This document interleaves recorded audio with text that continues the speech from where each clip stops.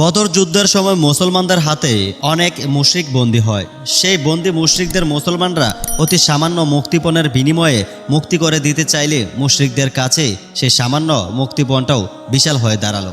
ওই যত সামান্য মুক্তিপণটুকু দিতেও তাদের যেন রাজ্যের অনীহা, যুদ্ধে পরাজিত হয়ে বসে আছে।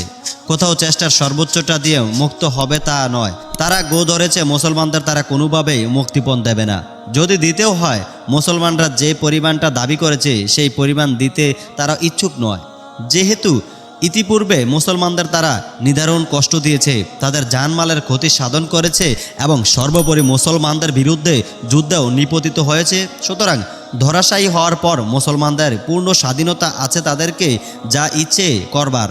মুসলমানরা চাইলেই তাদের প্রত্যেককে হত্যা করতে পারে, নতুবা বন্দি করে রাখতে পারে আজীবনের জন্য। মুশরিকদের কোনো সুযোগ নেই এতে আপত্তি জানায়, কিন্তু বসতে দিলে শুতে চায় বলে যে প্রবাদ প্রচলিত আছে তা বোধ করি মক্কার মুশরিকদের মজ্জাগত ছিল। মুক্তিপণের বিনিময়ে তারা মুক্তি পাবে সেটা তাদের কাছে বড় নয়, তাদের কাছে বড় হয়ে ধরা দিল সামান্য মুক্তিপণটাই। তারা মুচড়ামুচড়ি শুরু করলো ব্যাপারটা নিয়ে।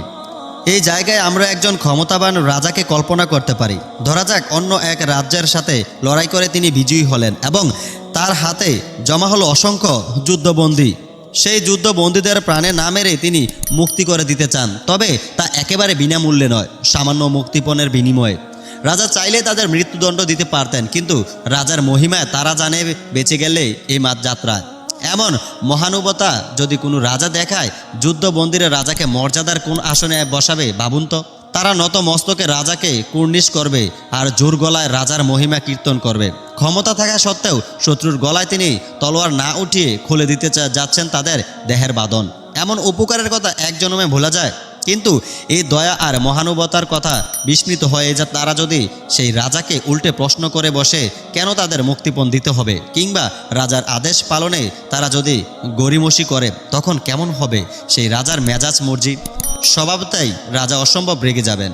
রাগে গজগজ করতে করতে তিনি সেনাপতিকে নির্দেশ দেবেন সব কটাকে হয় হত্যা করতে, নতুবা কারাগারের অন্ধকার কুঠুরিতে পুড়ে তিলে তিলে মেরে ফেলতে। রাজা হুঙ্কার ছেলে বলতে পারেন, আমার দয়াকে যখন তোমরা অধিকার মনে করেছ, তখন আমাকে দয়ার বদলে দায়িত্ব সারতে হয়। যাও, এবার কঠিন ভাগ্যকে বরণ করো তোমরা। দুনিয়ার রাজাদের ক্ষেত্রে এই আচরণটা খুব স্বাভাবিক এবং যুক্তিসই, কিন্তু বদরের যুদ্ধের যুদ্ধবন্দীরা যারা মুক্তিপণ দিতে কার্পণ্য করছিল, যাদের মধ্যে মুক্তিপণ প্রদানে দেখা গিয়েছিল রাজ্যের অনীহা, তাদের উদ্দেশ্য করে আসমান আর জমিনের বাদশাহ আল্লাহ সুবহানাহু ওয়া তাআলা কি বলেছেন জানেন? সূরা আল আনফালের ৭০ নম্বর আয়াতে তিনি বলেন, তোমাদের অন্তরে যদি আল্লাহর ভালো কিছু দেখতে পান, তাহলে মুক্তিপণ হিসেবে তোমাদের কাছ থেকে যা নেওয়া হয়েছে তার চাইতে উত্তম কিছু তিনি তোমাদের প্রদান করবেন।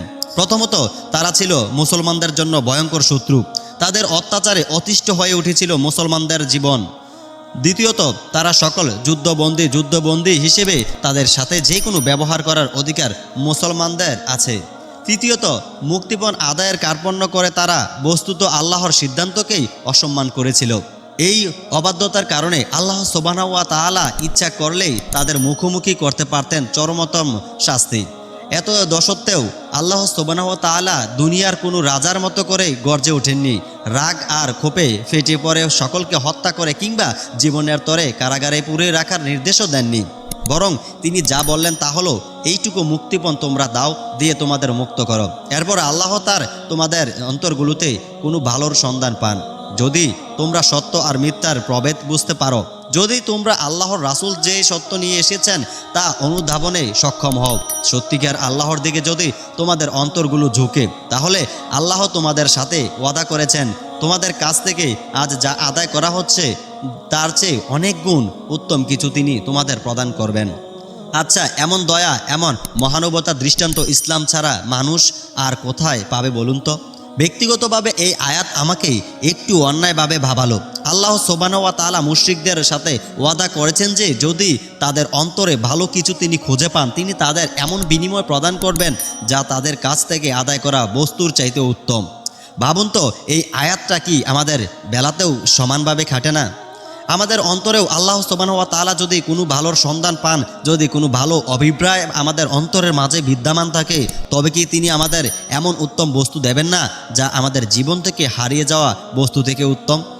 আমরা যারা জীবন থেকে হারিয়ে ফেলেছি প্রিয়তম বন্ধু, যাদের জীবন থেকে হারিয়ে গেছে কোনো জীবনসঙ্গী বা পরম আত্মীয়, যারা হারিয়ে ফেলেছে তাদের বাবা মা, কোলের মানিক সন্তানকে, কিন্তু তারা ধৈর্য হারায়নি, বিচলিতও হয়নি, অথবা রিজিক তালাশে যারা পার করেছে কঠিন সময়, যাদের ব্যবসাতে মন্দা, সংসারে অসচ্ছলতা, যাদের সামনে চাকরির দুষ্প্রাপ্যতা, কিন্তু তবুও তাদের হৃদয় ভর্তি তাওয়াক্কুল, কিংবা যৌবনের উন্মত্ততা সত্ত্বেও যারা বেপরোয়া নয়, যারা ফিতনার কঠিন সময়েও নিজের চরিত্রকে হেফাজতের জন্য নিরন্তর লড়াই করে যাচ্ছে, সমাজের, পাড়া প্রতিবেশীর, পরিবারের হাজারো কটুকতা নিন্দাকে গায়ে না মেখে যারা নিজেদের আবৃত করে রাখেছে পর্দায়, সকলের তিরস্কার উপেক্ষা করে যারা মুখে রেখে দিয়েছে দাড়ি, এই যে অন্তরের এই সমস্ত ভালোকে আল্লাহ সুবহানাহু ওয়া তাআলা কি এই মূল্যায়ন করবেন না?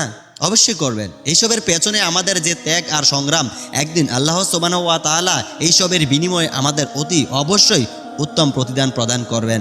বিনিময় প্রদানের বেলায় আল্লাহর চাইতে উদার আর কি আছে জগতে? আমাদের কাজ কেবল অন্তরের আলোটাকে জ্বালিয়ে রাখা, শত ঝড় ঝাপটা বাধা বিপত্তিকে কোনোভাবেই সেই আলোটাকে নিভতে না দেওয়া।